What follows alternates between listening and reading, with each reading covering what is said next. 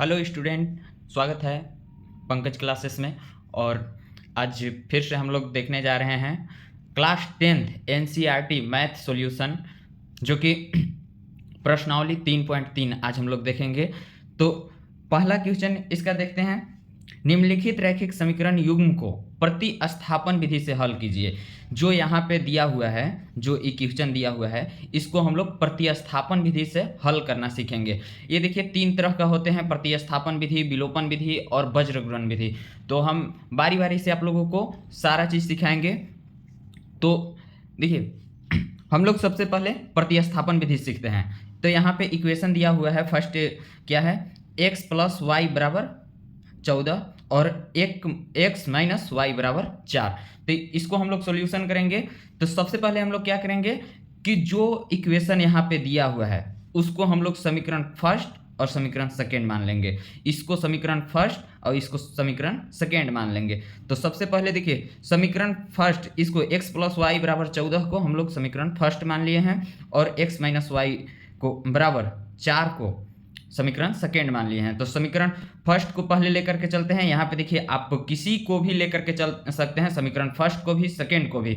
हम यहाँ पे समीकरण फर्स्ट को लेकर के चलते हैं। तो सबसे पहले समीकरण फर्स्ट क्या है, x + y = 14। तो यहाँ से हम लोग x का मान निकालेंगे। x का मान देखिए क्या है कि x + y = 14 को सबसे पहले हम लोग x का मान निकालेंगे। तो हम लोग समीकरण पहले से पढ़े हुए हैं कि यहाँ पे x + 5 बराबर अगर जो किसी भी संख्या हो, यानी कि किसी भी इक्वेशन को ले लें इस तरह से, तो यहाँ पे हम लोग देखेंगे कि जब भी x बराबर, यहाँ पे जो अंक रहता है वो बराबर के इस साइड जाता है। बराबर के इस साइड जाने पर इस अंक का हमेशा चिन्ह चेंज हो जाता है। यहाँ पे प्लस रहेगा तो माइनस हो जाएगा, माइनस रहेगा तो प्लस हो जाएगा।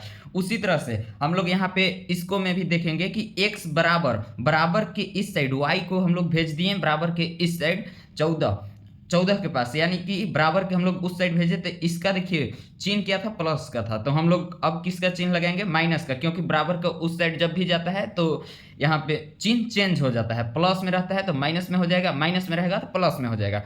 अब इसको x के मान को हम लोग समीकरण थर्ड बना लेंगे। तो यहाँ पे देखिए अब समीकरण थर्ड को समीकरण सेकेंड में रखने पे हम लोग देखिए समीकरण सेकेंड किसको माने थे, इसको माने थे। तो इस समीकरण को हम लोग यहाँ पे लिख लिए। और यहाँ पे बोल रहा है क्या चीज कि समीकरण थर्ड को समीकरण सेकेंड में रखने पर, यानी कि ये जो थर्ड है इसको सेकेंड में रखना है। यानी कि यहाँ पे देखिए x का वैल्यू यहाँ पे जो निकला हुआ है उसको हम लोग यहाँ पे पुट कर देंगे। यानी कि देखिए x - y = 4 में हम लोग x का वैल्यू, x के जगह पे देखिए क्या चीज रख दिए, x के जगह पे इसको रख दिए, 14 - y को हम लोग x के जगह पे रख दिए। और उसके बाद -y है तो -y लिख दिए बराबर 4। यहाँ पे देखिए x का वैल्यू जो निकला हुआ है उसी को हम पुट किए हैं यहाँ पे। इसको ध्यान से देखिएगा, पुट किए 14 - y, x बराबर कितना था 14 - y, तो हम पुट कर दिए हैं। -y यहाँ पे था तो -y को चुपचाप लिख दिए बराबर 4। अब यहाँ पे देखिए क्या हुआ, अब -y यहाँ पे भी एक y है, यहाँ पे एक y है, तो -y कितना हो जाएगा, -2y। आप लोगों को पहले मैंने बताया है कि माइनस गुना माइनस बराबर प्लस होता है। तो यानी कि ये जुटेगा, प्लस हो जुटेगा लेकिन चिन्ह माइनस के ही रहेगा, ठीक है। तो यहाँ पे हम लोग क्या करेंगे, -2y -y -1y तो उसको हम लोग जोड़ेंगे। और उसके बाद बराबर, अब बराबर के उस साइड जब हम लोग 14 को बराबर के उस साइड भेजेंगे तो ये भी माइनस में हो जाएगा। अभी तो यहाँ प्लस में था, ये छुपा हुआ रहता है, तो यहाँ पे ये प्लस में था, बराबर के उस साइड जाएगा तो ये भी माइनस में हो जाएगा। अभी हम लोग बताए थे, हम आपको बताए थे कि बराबर के उस साइड किसी भी संख्या जाता है या फिर किसी भी अंक जाता है तो चिन्ह चेंज होता है। तो बराबर के उस साइड हम लोग समीकरण हल कर रहे हैं। अब यहाँ पे देखिए -2y जस के तस। अब इसको -14 में से 4 को घटा दिए। देखिए यहाँ पे ये नहीं होता है 4 - 14 है, इसका मतलब ये नहीं है कि 4 में से 14 को घटाना है, नहीं, किसी भी संख्या में से 14 में से भी 4 को घटा सकते हैं, क्यों, लेकिन उसका चिन्ह होना चाहिए। जो संख्या बड़ा है उसका चिन्ह लिख दीजिए, कोई दिक्कत नहीं है। अलजेब्रिक के जोड़ घटाव गुना भागा में यही होता है।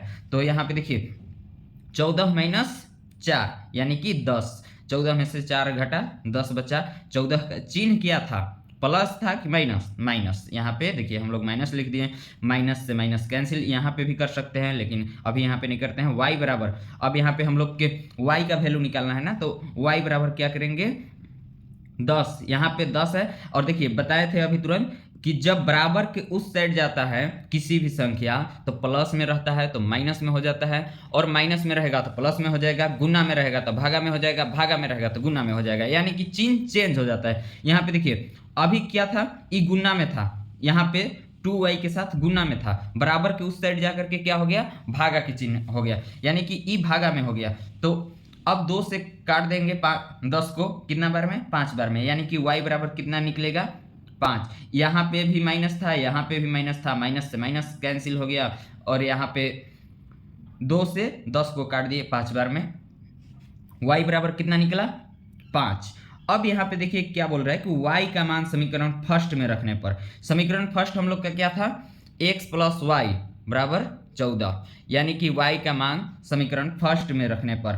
तो यहाँ पे देखिए समीकरण फर्स्ट को सबसे पहले लिख लिए हैं, उसके बाद x प्लस वाई के जगह पे अब 5 रखेंगे, क्योंकि y का मान हम लोग के निकालना है, x का मान अब निकालना है, तो y के जगह पे y जितना था उतना के जगह पे हम लोग 5 रखेंगे। यहाँ पे y का वैल्यू क्योंकि 5 निकला है तो y की जगह पे 5 रखेंगे बराबर 14। उसी तरह से यहाँ पे देख लीजिए x बराबर, अब यहाँ पे x बराबर के उस साइड जब 5 गया, यहाँ पे क्या था प्लस में था, अब बराबर के उस साइड जाएगा तो क्या में हो जाएगा माइनस में, यानी कि x बराबर 14 में से 5 को घटा दिए कितना बचेगा 9, अतः x बराबर 9 और y बराबर 5। आंसर हम लोग का इतना ही आंसर हो गया।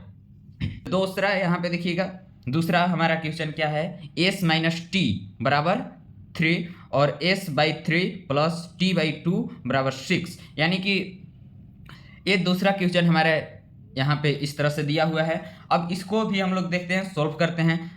सबसे पहला हम लोग का क्या काम था कि जो दिया है उसी को समीकरण फर्स्ट और सेकेंड मान लेना है। तो यहाँ पे देखिए s माइनस टी बराबर 3 को हम समीकरण फर्स्ट मान लिए हैं, और उसके बाद समीकरण हम चाहें तो यहाँ पे समीकरण सेकेंड इसको भी मान सकते हैं, कोई फर्क नहीं पड़ता है, लेकिन हम आप लोगों को आसानी से सॉल्यूशन निकालने के लिए इसको पहले हम सोल्व कर दिए हैं, तो इसमें ज़्यादा कुछ हम नहीं किए हैं। यहाँ पे देखिए सबसे पहले ये दिख क्या रहा है, किसके फॉर्म में दिख रहा है, भीम के फॉर्म में, तो हम इसका भीम का जोड़ ही कर दिए हैं। ये दोनों का एलसीएम निकाले हैं, एलसीएम निकाल के 3 और 2 का एलसीएम, जिसको हिंदी में लसभी, कितना लोग लसभी समझते हैं, तो वही लस 3 और 2 को एलसीएम निकाल दिए हैं, ये दोनों कटेगा नहीं, दोनों को गुना कर दिए 6 हो गया। और उसके बाद यहाँ पे देखिए 3 दूना के 6, तो यानी कि यहाँ पे 3 दूना के 6 यानी कि 2 बार में, तो ऊपर में 2 से गुना किए हैं, 2s प्लस 2 ti तो 3t यहाँ पे हो गया बराबर 6। जो 6 है उसको छोड़ ही देंगे, ये बराबर के इस साइड है इसको छोड़ देंगे। अब यहाँ पे हम लोग क्या देखते हैं कि 2s प्लस 3t बराबर, अब यहाँ पे देखिए इस तरह से होता है, इसको हम लोग बाटा में 1 कर दें तब वो कोई फर्क नहीं पड़ता है, वही बात है। तो यहाँ पे देखिए तिरछी हम गुना कर दिए हैं, 1 से गुना करेंगे ये सब में तो कितना होगा उतना ही रह जाएगा, लेकिन 6 से 6 में गुना करेंगे कितना हो जाएगा 36। इसके लिए इसको हम इस फॉर्म में, इसी फॉर्म में हम इसको भी ला करके समीकरण सेकेंड मान लिए हैं। अब समीकरण फर्स्ट से चलते हैं। सबसे पहले s का वैल्यू निकालेंगे, तो s माइनस टी बराबर 3, इसको हम लोग समीकरण फर्स्ट माने थे, तो अब s बराबर क्या हो जाएगा, आप लोग को बताया कोई अंक हो चाहे किसी भी वर्ड हो, उसका बराबर के उस साइड जाने के बाद चिन्ह चेंज हो जाता है, समीकरण का यही नियम होता है। तो यहाँ पे देखिए s बराबर 3 था तो 3 को लिख दिए, और बराबर के उस साइड जब हम इसको भेजें तो यहाँ पे माइनस टी था तो ई का हो गया प्लस, चिन्ह चेंज हो गया, माइनस में था प्लस में हो गया। अब इसको हम लोग समीकरण थर्ड मान लेंगे, और समीकरण थर्ड को समीकरण सेकेंड में रखने पर, यानी कि अब जो इस समीकरण थर्ड है उसको समीकरण सेकेंड में रखेंगे। समीकरण सेकेंड क्या है, यहाँ पे देखिए समीकरण सेकेंड ये है, तो इसको हम लोग समीकरण थर्ड में रखेंगे। तो यहाँ पे देखिए क्या हो जाएगा, 2s प्लस 3t बराबर 6, समीकरण समीकरण थर्ड सॉरी समीकरण सेकेंड यही था ना, उसी को हम लिख दिए हैं। अब यहाँ पे देखिए एस का वैल्यू क्या है, तो इसमें जहाँ जहाँ एस दिख रहा है उसको वहाँ पे हम लोग वैल्यू पुट कर देंगे, यानी कि 2 यहाँ पे है तो वो इसी छोड़ देंगे। अब यहाँ पे देखिए एस के जगह पे 3 + t हम लोग रख दिए हैं, उसके बाद प्लस 3t तो 3t छोड़ दिए बराबर 36 तो 36 छोड़ दिए। अब यहाँ पे देखिए यहाँ पे नहीं कुछ दिया हुआ है, इसका मतलब गुना के चिन्ह है, ई ब्रैकेट का मतलब हुआ गुना का चिन्ह है, तो हम लोग 2 से ई दोनों में गुना करेंगे, यानी कि 3 दूना के 6 प्लस है प्लस और 2 गुना टी यानी कि 2t और फिर प्लस 3t है तो 3t बराबर 36 यानी कि 36, तो उसको हम लोग वैसे छोड़ देंगे। अब यहाँ देखिए इन लोग दोनों समान जाति के हैं, इन लोग दोनों समान जाति के हैं, तो ये दोनों को हम लोग क्या करेंगे जोड़ देंगे, 2 और 3 कितना हो जाएगा 5, यानी कि 5t बराबर, अब यहाँ पे 36 है बराबर 36 है तो 36 से छोड़ दिए।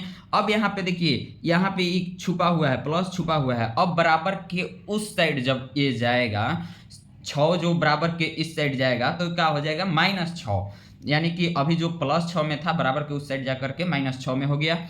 5t बराबर, अब 36 में से 6 घटाएंगे कितना बचेगा 30, यानी कि अब फिर से यहाँ पे देखिए t बराबर क्या बोले कि जब भी ई गुना में, अभी यहाँ पे गुना में है बराबर के उस साइड जाएगा तो भागा में हो जाएगा, जोड़ में रहेगा घटाव में होगा, घटाव में रहेगा जोड़ में हो जाएगा, गुना में रहेगा भागा में होगा, भागा में रहेगा तो गुना में हो जाएगा। तो यहाँ पे देखिएगा क्या चीज 5t ये जो है गुना में है बराबर के इस साइड जाकर के यहाँ पे भागा में हो गया। 5 से 30 कई बार में कटेगा 6 बार में, यानी कि 5 × 36 तो t का मान कितना हो जाएगा 6, और t का मान समीकरण के फर्स्ट में रखने पर आप किसी में भी रख सकते हैं, t का मान किसी में रखेंगे, समीकरण फर्स्ट में रखिए सेकंड में रखिए कोई फर्क नहीं पड़ता है, हम समीकरण फर्स्ट में रख रहे हैं। समीकरण फर्स्ट क्या था s - t बराबर 3, यहाँ पे देख लीजिए s - t बराबर 3 समीकरण फर्स्ट था, समीकरण फर्स्ट में हम लोग रख दिए। अब यहाँ पे क्या है s माइनस, अब t के जगह पे कितना रखेंगे 6, क्योंकि t का वैल्यू कितना निकला है 6, तो s - t के जगह पे हम लोग 6 रख दिए बराबर 3, और उसके बाद s बराबर के -6 इस साइड जाएगा बराबर के उस साइड जाएगा, तो हम लोग क्या करेंगे +6 माइनस में है तो e क्या हो जाएगा प्लस में, यानी कि s बराबर यहाँ पे कितना हो जाएगा 9, 6 और 3 9, तो वही अतः x बराबर कितना निकला 6, s बराबर 9, यही हो जाएगा आंसर।